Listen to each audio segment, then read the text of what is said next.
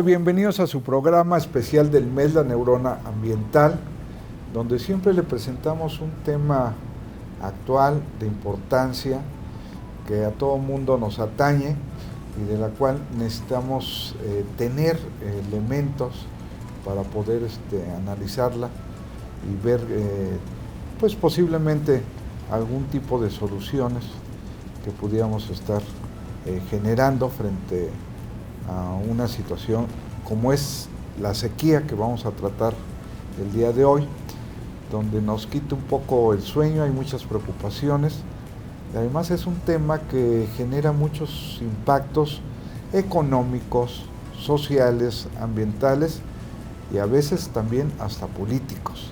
Para ello invitamos a un especialista, al maestro César Chávez, que además de contar con una maestría en ciencias hidráulicas, es un asesor y consultor en temas ambientales. Gracias, César, por acompañarnos. Gracias. Que nos va a brindar también sus opiniones con respecto al tema de la sequía. Y para ponernos un poco a tono, digamos, la Comisión Nacional del Agua tiene un portal al que le llaman monitor del agua, o en este caso de la sequía, y periódicamente va exponiendo, dando a conocer los datos actuales de cómo se encuentra las diferentes categorías de sequía en el país, y lo hace por estado y lo hace por municipios. Y en el caso de Querétaro, pues cada vez se suman más municipios a un estado de sequía. En el caso muy particular del municipio de Querétaro, pues seguimos en la sequía moderada, después avanzaríamos a la severa y luego a la extrema, así es de que estamos como en una parte media. No por eso hay que relajarnos, sino al contrario, hay que evitar transcurrir hacia la parte de una sequía severa. César, ¿tú cómo ves el tema de la sequía nacional y aquí en el estado? Pues creo que lo primero que debemos hacer es entender qué significa la sequía. La sequía, en términos prácticos, es cuando se presenta una disminución en la cantidad de lluvia normal, una disminución atípica. A partir de allí es ya cuando se establece ya el parámetro o el grado de si hay una sequía severa, moderada o extrema. Ya entendiendo ese concepto, pues ya sí es verdad que en últimas fechas hemos visto cómo ha disminuido la cantidad de agua, las lluvias básicamente, pero también eso lo que trae consigo es un aumento de la tasa de evapotranspiración. Hay mayor temperatura, hay mayor evapotranspiración y en consecuencia una disminución en la disponibilidad de agua. Y yo tengo una consulta. Justamente ¿sí? Los factores que propician la sequía para todas las regiones en el mundo son exactamente los mismos factores, ¿se comparten algunos o depende de la región? No, el fenómeno principal que interviene para que se presente este proceso de la sequía, es un proceso, y son varios factores, entre ellos pues obviamente la humedad, la transpiración, de la vegetación, la evaporación, la humedad en el suelo. No todas las regiones comparten este fenómeno. Estamos viendo hace unos días que en algunos países hay inclusive lluvias extremas. Okay. ¿Sí? Depende de varios factores, principalmente de la humedad presente. Y como dije hace un momento, de la evapotranspiración. Claro, entonces por decir, en una región tropical es natural que haya cierta cantidad de lluvia porque pues por esa misma evapotranspiración favorece el ciclo hidrológico y entonces la lluvia es constante. Sí, exactamente por eso yo creo que el problema de la sequía, Alejandro, se debe abordar desde un modelo integral, partiendo del ciclo hidrológico. Si afectamos un elemento que interviene en el ciclo hidrológico, pues obviamente se va a alterar otro más. Otro más. Si, por ejemplo, eliminamos mucha vegetación, pues eso en un principio nos va a traer una disminución de la evapotranspiración, un menor escurrimiento, un mayor escurrimiento, una disminución en los acuíferos. Es todo un proceso.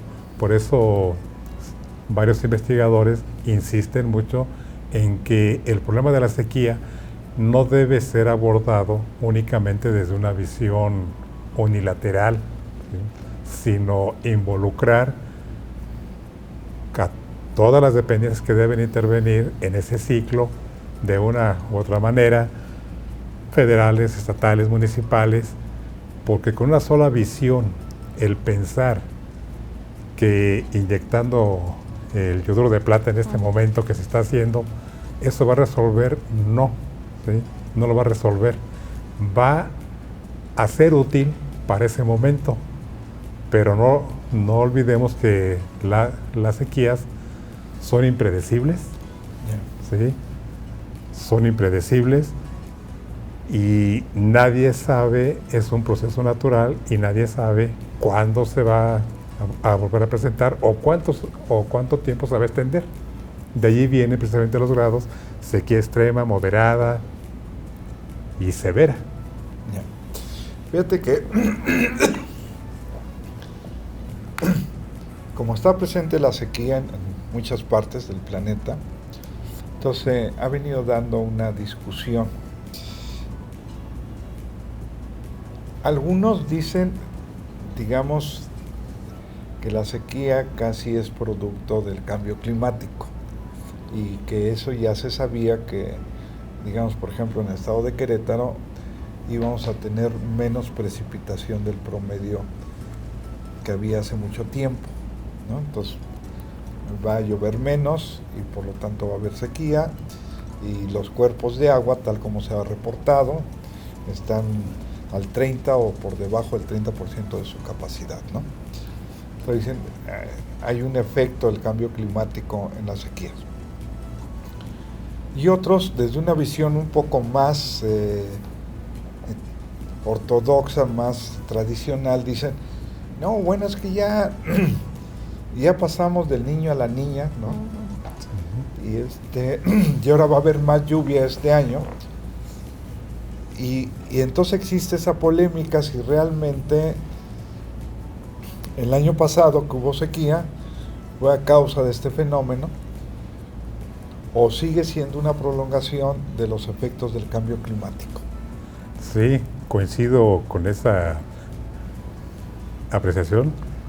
Sí, son varios los estudios que se han realizado y efectivamente muchas personas, inclusive algunos le están atribuyendo ahora al fenómeno del Niño, ¿Sí? ¿sí?, el aumento de la temperatura en los mares, que va a tener un impacto precisamente en la tasa de evaporación y en consecuencia se supone que debe haber más lluvia.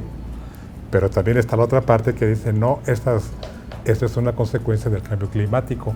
Lo que sí estoy yo convencido es que, sea cual sea la causa, influye en un elemento del ciclo hidrológico. Por lo tanto, influye también en la cantidad de lluvia. Hace unos días estaba precisamente leyendo una investigación que está haciendo el IMTA, el Instituto Mexicano de Tecnología del Agua, donde precisamente están ellos proponiendo un modelo para, de manera numérica y con factores climáticos, establecer rangos. ¿Cuándo es una sequía severa? Bueno, aquí en el estado de Querétaro, en la zona centro, la lámina de lluvia promedio anual, 510, 520, 530 milímetros por año. Aquí en nuestro caso, dada la escasez de por sí que tenemos de agua, una lluvia anual de 300 milímetros ya lo podemos considerar como una sequía. Sí, ¿y de qué grado? ¿Severa, extrema o moderada? No es lo mismo en la zona costera, que les llueve 1,500, 2,000 milímetros. Si esa cantidad de lluvia disminuye a 1,000, será una sequía para ellos también. Es la conceptualización precisamente derivada de esa falta de entendimiento entre los diversos grupos. Sí. Y luego está, digamos, otra discusión o confusión, yo diría que es más confusión, porque tal como tú lo dices, o sea, la sequía, digamos, es, digamos, una reducción de la precipitación. Y muchos dicen, no, es que ya no hay agua en los acuíferos y en los pozos. No, puede ser una consecuencia, pero también la sobreexplotación, pues nos acabamos ese pozo o hemos sacado más de lo que el ciclo natural permite de recarga. Pero yo creo que hay una confusión entre la escasez y la parte de la sequía. Sí, indudablemente que no son sinónimos. La escasez, pongo un ejemplo, yo puedo tener agua superficial o subterránea. En el caso de la superficial, puedo tener aguas superficiales, pero si esa agua no reúne las condiciones de acuerdo a la norma oficial para ser reutilizada, ¿quién la va a utilizar? No hay nadie que disponga de un agua contaminada. Por lo tanto, veo disminuida mi disponibilidad de acceder a ese volumen de agua, porque no hay una persona que le quiera dar un segundo uso a un agua contaminada. Y eso, a su vez, va a traer consigo que aumente mi tasa de extracción de agua subterránea o de los acuíferos. Sí, está interesante este tema, y lo que veo con mucho interés es que ya cada día instituciones, investigadores, la misma sociedad civil se está involucrando más, porque realmente si no es un problema en este momento, creo que sí nos está dando un indicador de que debemos tomar ya acciones para no padecer el caso de una sequía, ya no digo extrema, moderada, con los problemas que tenemos aquí en la zona centro, no solo en Querétaro, todas las zonas centro del país, la Ciudad de México, Querétaro, Guanajuato, Hidalgo. Creo que ya es momento de tomar varias acciones transversales. Lo que decía en un principio, el problema debe ser abordado de manera transversal, con políticas públicas transversales. Y visto integralmente. Y de una manera integral. Anaí, pasemos ahora al tema de las consecuencias o los impactos. ¿Cuáles tú vislumbras como consecuencias de la sequía? Son bastantes en realidad, porque tener agua y sobre todo pues este recurso que permite el crecimiento y el desarrollo de plantas que utilizamos como alimentos, que forman parte de las principales economías, pues el hecho de no tener el agua suficiente para poder proveer de esta materia prima, sí que mete en aprietos a un nivel económico, social muy importante. Además de que otro factor que también es muy importante es que a veces justo esta escasez o las consecuencias de una sequía, incluso a nivel individual, llega a generar un nivel de estrés, y sabemos que el estrés pues finalmente es una respuesta química en nuestro organismo que tiene más bien consecuencias negativas, pues va a complicar incluso el estado de salud mental de las personas, justamente por ya tener consecuencias de desolación o apatía, o sea, puede ser en un extremo u otro. Y por lo que se vislumbra, o sea, realmente estos problemas que están presentándose desde hace algunos años sí están generando consecuencias bastante negativas.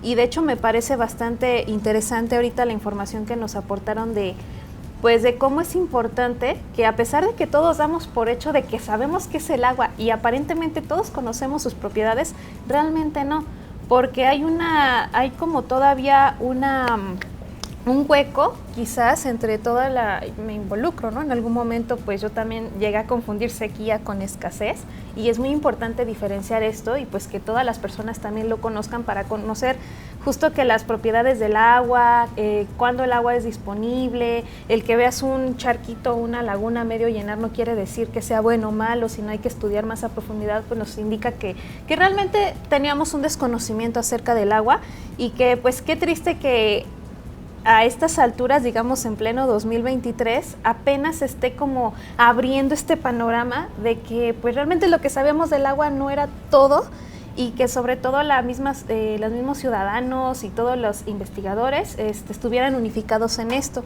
Entonces, no sé, a lo mejor me dirán que no, pero pues quizás estaba un poco atrasado estos conocimientos que ahorita, qué bueno que se están tratando, o sea, finalmente el punto es que se aborden, que se trabajen para que si ya estamos en una situación donde decimos, híjole, ya le estamos pisando a lo peligroso, pues hay que evitar que sea todavía más riesgoso.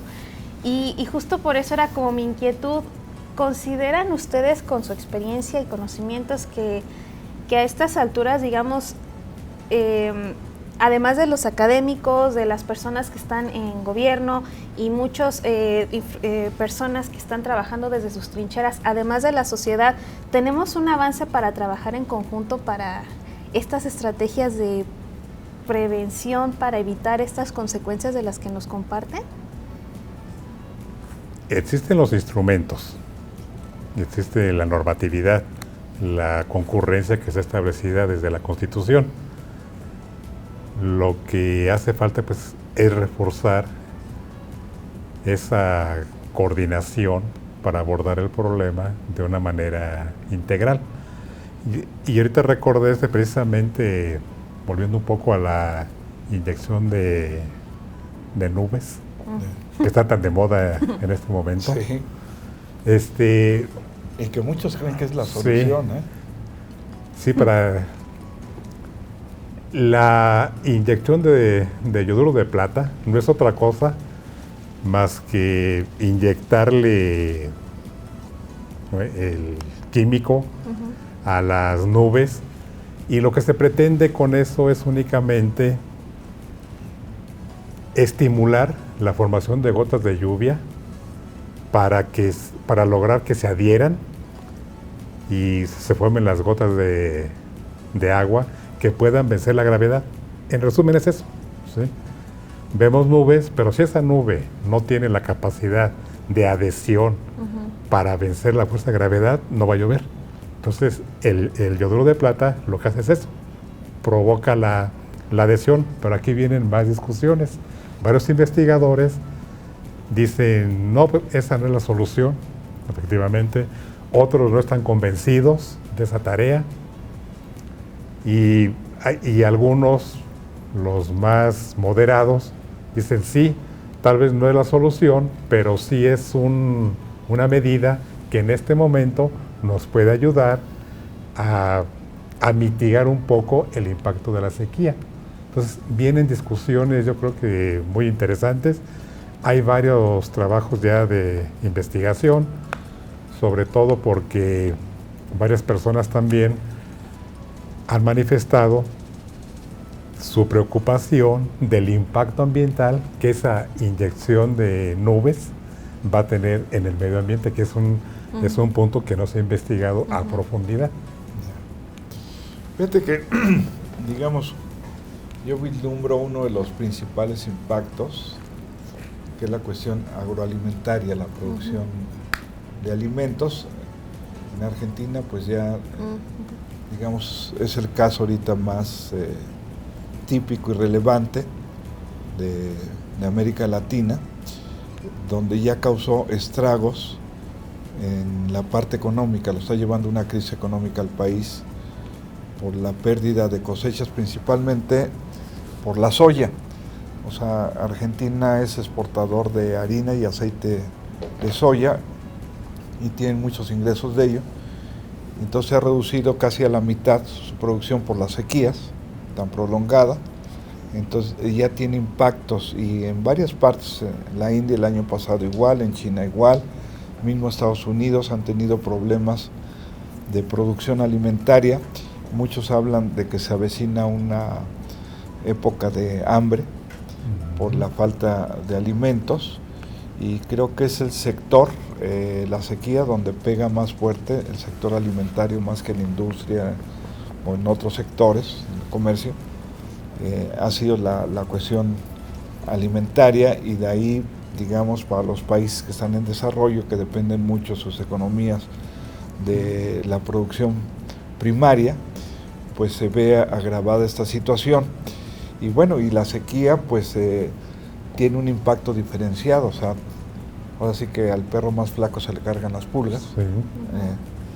Los que tienen más recursos pues pueden tener más acceso al agua, o como tú dices, esas empresas transnacionales de alimentos a lo mejor bombardean las nubes para que en sus zonas de cultivo, ¿no?, puedan tener la lluvia necesaria para su producción. Pero ese es uno de los impactos que yo veo más graves de la sequía. Sí, y además yo le agrego, el primer impacto sí es la pérdida de humedad en el suelo, que va a tener su resultado en una menor productividad del sector primario, pero eso a su vez va a provocar que esa agua que ya no existe en el suelo obligue a extraer más agua de un acuífero. Sí. ¿Sí? Y eso a su vez puede provocar también los conflictos sociales, el famoso trasvase de cuencas. Sí. Porque mucha gente, lo vimos en días recientes en varios estados, aquí mismo, gente que se inconforma porque se llevan su agua, argumentan ellos que se llevan su agua que les pertenece.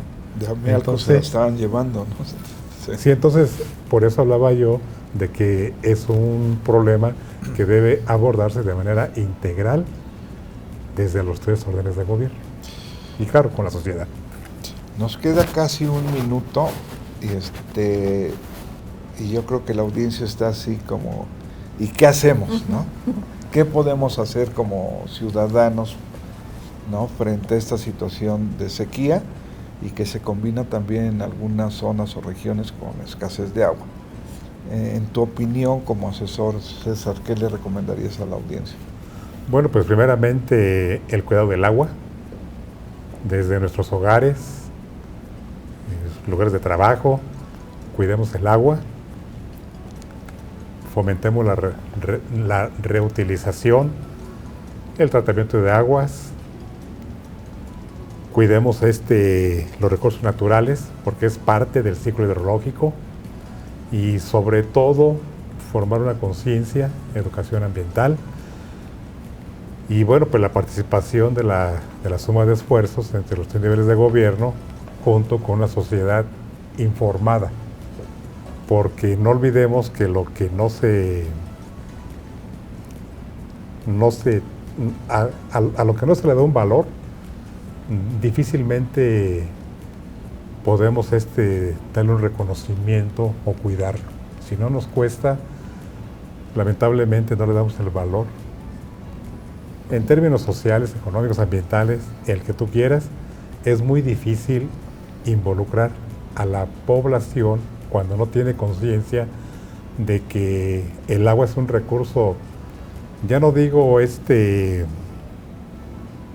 prioritario, es un recurso necesario para todas las actividades del ser humano y de toda la población. No hay una actividad que no ocupe de manera directa o indirecta el agua. Pues ahí lo tiene usted. Te agradecemos mucho, César, que nos hayas acompañado y nos hayas obsequiado tus puntos de vista sobre este tema que inquieta a todo el mundo, que es la sequía y que va aparejada con la escasez del agua. Y como bien nos decías, o sea, no hay nada que no podamos hacer sin agua. Todas las actividades de manera directa o indirecta dependen de la vida misma en el planeta, y el ser humano depende del agua. Así es de que los invitamos a que tome conciencia y ahorremos en todo lo posible la mayor cantidad de agua posible. Esto ha sido todo por el día de hoy. Les agradezco que nos hayan acompañado. Yo los espero como siempre el próximo miércoles al punto de las 5:30 aquí en Radio Televisión Querétaro. ¿Y usted ya reflexionó sobre el planeta?